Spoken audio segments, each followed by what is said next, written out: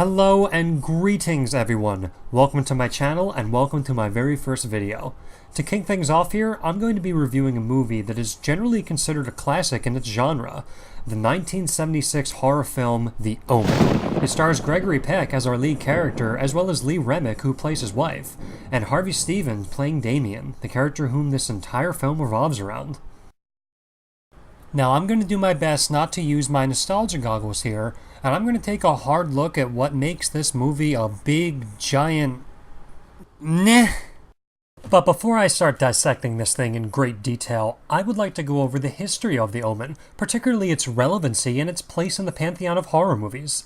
The Omen was born during an era of films where the devil, demons, and possession seemed like it was the main attraction and the real it topic for horror and thrillers. In the 70s, movies like The Sentinel and Rosemary's Baby were popular, and the movie The Race with the Devil heavily revolved around a satanic cult. The Devil's Reign is another one, and the list goes on and on. I feel like I'm forgetting another one. Popular one? Legendary? Whatever. Anyway, so when The Omen came out, it was right in line with what audiences were expecting. So the question must be asked, does it age well? And for me, what this film did wrong was the characters.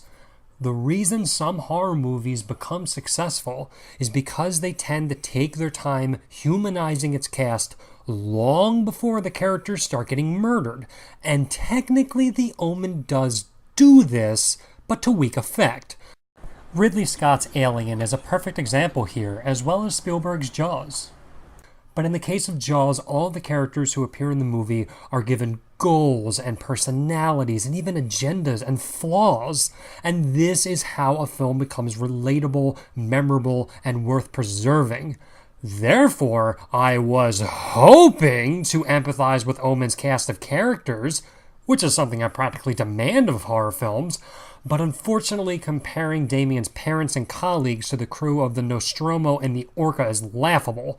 Because unlike these other characters, the people here are totally in denial about things that are happening right in front of them, making them look stupid. He alone can describe how the child must die. Look here. He who will not be saved by the lamb will be torn by the beast. Will you stop? Most of the time, the film's more intense moments fell flat for me because, frankly, I have trouble rooting for characters who get what they deserve. But still, The Omen's strengths are actually displayed when it comes across as a quiet and foreboding experience filled with ambiance and punctuated by shocking moments that are supposed to disturb you. Like the scene when Damien freaks out some monkeys, just because.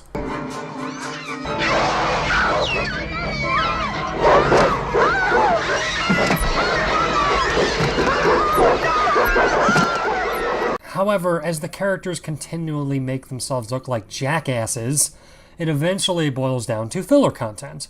And I call it filler content because that's what it feels like. The overall plot in this movie moves at a glacial speed, and those shocking events, they rarely move the plot forward. And these events, typically but not always death scenes for the characters, unfortunately only become less realistic and more ridiculous over time.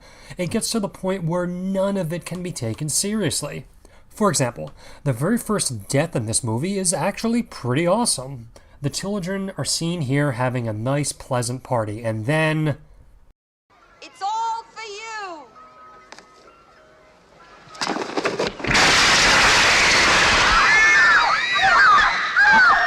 Wow, what a way to kill the mood. When this happened, the film rather suddenly had my full attention. But then you get to this stupid scene where Damien's mother is doing something conveniently dangerous, and when she falls, every ounce of dignity that the character has had up until this point is out the window, as suddenly she becomes a flailing damsel who, despite having her feet clearly pointing at the ground, still manages to flop on the ground and end up in the hospital. And then this ridiculous thing.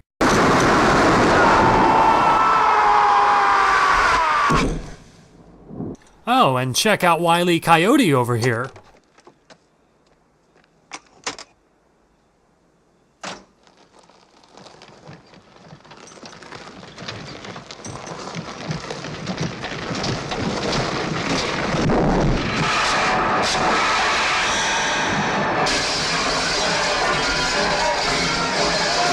What is this? Is this something we're supposed to be taking seriously? And where were all those freaking people before? Were they just waiting over there? If they were there, why didn't they say something sooner? Anyway, but back to what I'm calling filler. As I've said, most of the movie is intended to be story-heavy, building mood and implying things to the audience. But you know who's really good at ramping up really slowly and establishing characters and situations in a progressive and logical way? Quentin Tarantino. You're sheltering enemies of the state, are you not?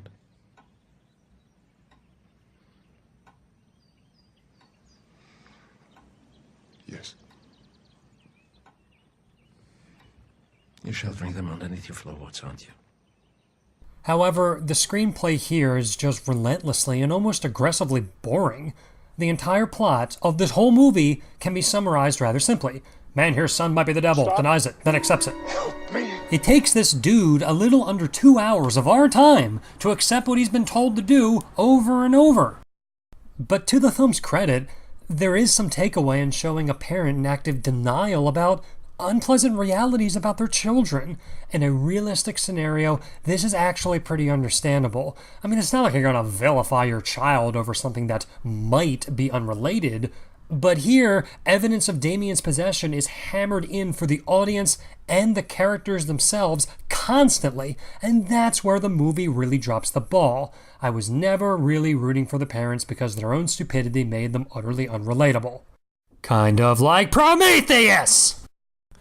All things considered, there's really only one more part of the film that I truly commend, and that's the end. And no, I'm not setting up a lame joke about being glad it was over. I mean the climax of the film, the moment where Gregory Peck finally does something about Damien after losing so many people, including his wife by this point. And yet, as much as I was rooting for this action to take place much earlier, by the time it's finally playing out, it's actually really damn depressing. I mean, can you imagine being this guy right now? It's almost a little hard to watch.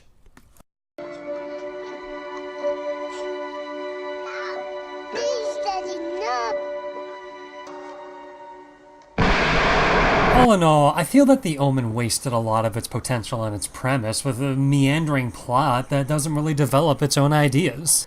It's a movie about the born and confirmed Antichrist, and all we get is a movie about Gregory Peck half-assing detective work and occasionally something dire or unexplained happens around his kid. And yet, despite all of my complaints, I do actually admire the film for its directing. Pulling off the dark, foreboding atmosphere is not easy, and Richard Donner is a very capable director, giving us Superman, Lethal Weapon, The Goonies, and others. And his use of darkness and shadows in the film is exactly what sets the overall tone of the movie.